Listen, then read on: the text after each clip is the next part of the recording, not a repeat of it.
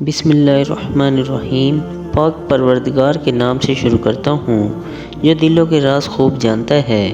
معزز سامعین، دل کی گہرائیوں سے خوش آمدید۔ السلام علیکم ناظرین، آج کا ہمارا موضوع حضرت ایوب علیہ السلام اور شیطان کی ناکامی کا قصہ ہے۔ ایک مرتبہ شیطان نے فرشتوں سے حضرت ایوب علیہ السلام کے تقوی و پرہیزگاری کے متعلق گفتگو سنی۔ حضرت ایوب علیہ السلام اللہ کے عبادت گزار بندے تھے۔ ان کے تمام اوقات اللہ کی عبادت اور نعمتوں کے شکر میں گزرتے تھے۔ شیطان کو یہ بات بری لگتی تھی، لہٰذا اس نے ارادہ کیا کہ ان کو گمراہ کرے۔ چنانچہ وہ ان کے پاس گیا اور ان کے دل میں وسوسے ڈالنے لگا اور کوشش کرنے لگا۔ اسے معلوم ہوا کہ ان کے کان اور دل بند ہیں، باہر سے کوئی چیز وسوسہ ان میں داخل نہیں ہو سکتی، اور یہ اللہ کے ان مخلص بندوں میں داخل ہے جن پر شیطان کا کوئی داؤ نہیں چلتا۔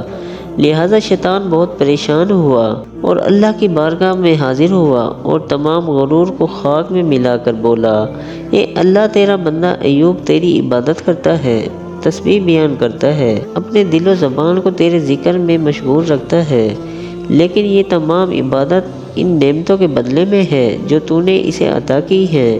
وہ تیری رضا کے لیے عبادت نہیں کرتا، لہٰذا اے اللہ اسے ان تمام نعمتوں سے محروم کر، پھر دیکھ لو وہ تیری اطاعت سے کیسے منہ پھیرتا ہے۔ اللہ تعالیٰ نے فرمایا، اے شیطان لعین، ایوب میرا مخلص بندہ ہے، وہ عبادت اور ذکر حق سمجھ کر کرتا ہے۔ اس کی عبادت و ذکر دنیا کی محبت سے خالی اور حرص و لالچ سے دور ہے۔ ایوب ایمانی اعتبار سے روشن چراغ کی طرح ہے اور وہ صبر و یقین میں اعلیٰ مقام رکھتا ہے، لہٰذا میں ایوب کا مال و دولت تمہارے لیے حلال کرتا ہوں، تم جو کرنا چاہتے ہو کر لو، پھر دیکھنا کیا نتیجہ نکلتا ہے۔ شیطان لعین یہ اختیار لے کر وہاں سے چلا اور اپنے چیلوں کو مشاورت کے لیے جمع کیا۔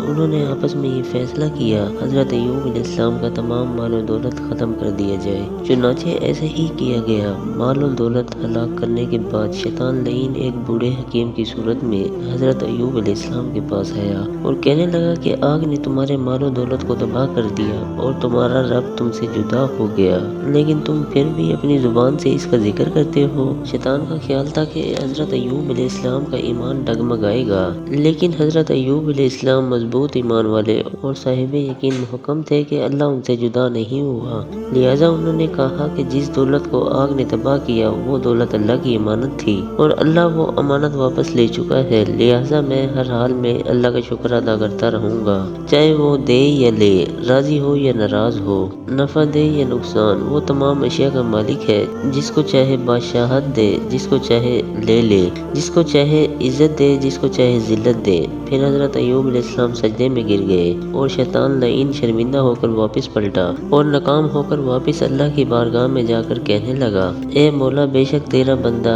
ایوب زوال نعمت پر صابر ہے، لیکن یہ اس بات کا لالچ رکھتا ہے کہ اس کے بیٹے دوبارہ محنت سے مال و دولت کما لائیں گے، لہٰذا اے رب ان کے بیٹوں کو ہلاک کر دے، جو یقیناً ان پر بہت پریشان ہوگا، جس سے یہ مصیبت اور نافرمانی میں ضرور مبتلا ہو جائے گا، کیونکہ اولاد کا فتنہ بہت بڑا ہے، لہٰذا اس آزمائش میں وہ ضرور جزا و فضا شروع کر دیں گے۔ اس کی بات سن کر اللہ تعالیٰ نے جواب دیا، اے لعین، میں نے تجھے اس کے بیٹے پر مسلط کر دیا، لیکن یاد رکھنا تم ایک ذرہ برابر بھی اس ایمان کو نقصان نہیں پہنچا سکو گے اور اس کے صبر میں ذرہ برابر بھی کمی نہ کر سکو گے۔ ابلیس لعین وہاں سے چلا گیا اور اپنے لشکر کو اکٹھا کر کے تدبیریں کرنے لگا۔ پھر انہوں نے یہ فیصلہ کیا، حضرت ایوب علیہ السلام کے گھر جا کر دیواروں اور چھتوں کو ہلا کر گرا دیتے ہیں، اس سے وہ تمام ہلاک ہو جائیں گے۔ چنانچہ انہوں نے ایسا ہی کیا، جس سے تمام بیٹے ہلاک ہو گئے۔ پھر شیطان ایک تسلی دینے والا شخص کی شکل میں حضرت ایوب علیہ السلام کے پاس حاضر ہوا، کہنے لگا، کیا آپ نے بیٹوں کی ہلاکت کے بعد کچھ نہیں سوچا؟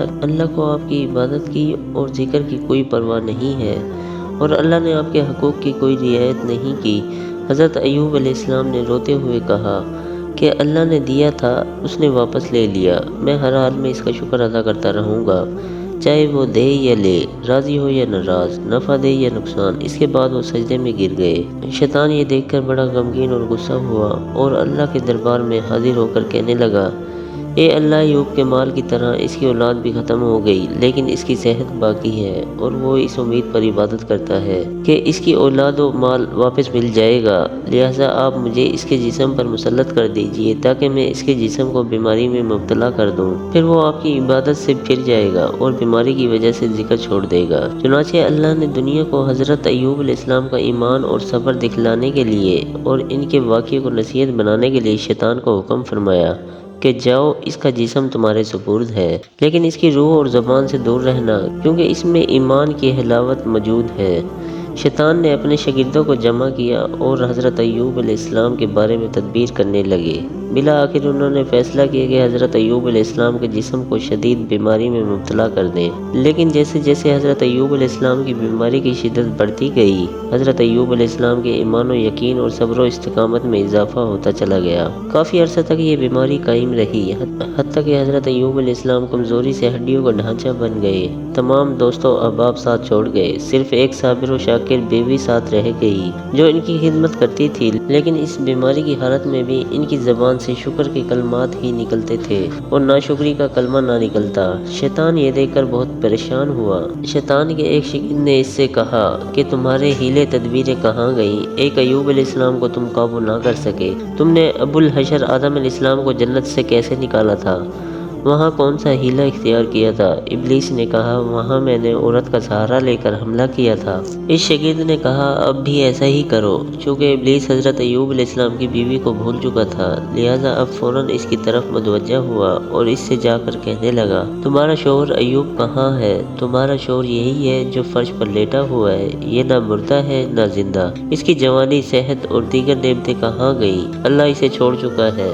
شیطان لعین اس کی چال میں کامیاب ہو گیا اور حضرت ایوب علیہ السلام کی بیوی کے دل میں مایوسی پیدا کر دی۔ چنانچہ وہ حضرت ایوب علیہ السلام سے جا کر روتے ہوئے کہنے لگی، آپ کا مال، بچے، دولت و احباب کہاں گئے اور آپ کی جوانی کو کیا ہوا؟ اللہ تعالیٰ آپ کو کب تک عذاب میں مبتلا رکھیں گے؟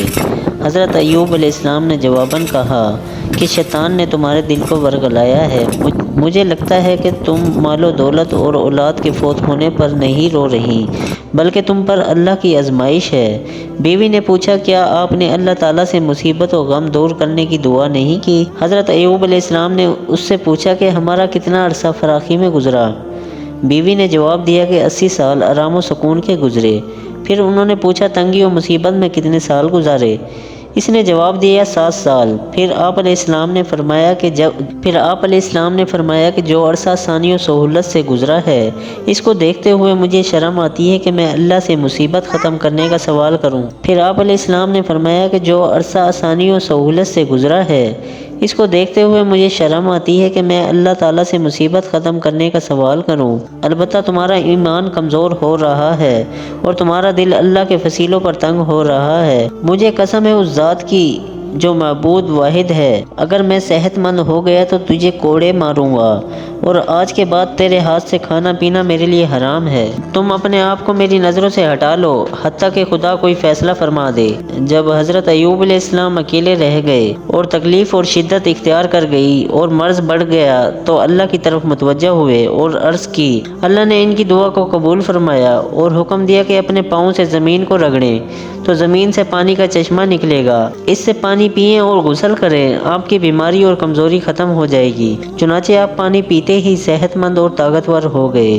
چونکہ ان کی بیوی انتہائی نرم دل اور اچھی طبیعت کی مالکہ تھی اور بیماری کے اول دن سے ان کے ساتھ تھی، ان سے رہا نہ گیا اور ان کے پاس آئیں، لیکن کیا دیکھتی ہیں کہ حضرت ایوب علیہ السلام ایک جوان، صحت مند، تندرست آدمی بن چکے ہیں۔ اس نے خوش ہو کر آپ کو گلے سے لگایا اور اللہ کا شکر ادا کیا اور اپنے شوہر کی صحت پر سجدہ شکر ادا کیا۔